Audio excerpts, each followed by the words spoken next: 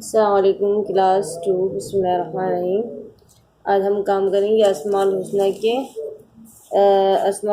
के कोई 10 नाम आए। तर्जुमा लिखे। तर्जुमे के साथ अस्माउल हुस्ना अल्लाह के नाम लिखने हैं।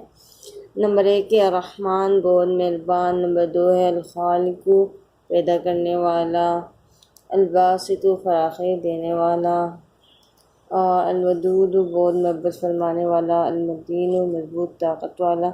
अल-अदलु, बहुत बड़ा मुंसिफ यानी इंसाफ करने वाला। अल-मजीदु, बुजुर्गी वाला। अर-रऊफ़ु, बहुत शफ़क़त करने वाला। अल-जामिउ, इकट्ठा करने वाला। अल-बाक़ियु, हमेशा बाकी रहने वाला। ये 10 हो गए टोटल। इन 10 के नाम लिखने हैं और इसी तरह से आपने तर्जुमे के साथ लिखने हैं। ब्लू कलर से हेडिंग डालनी है और ये काम करना है।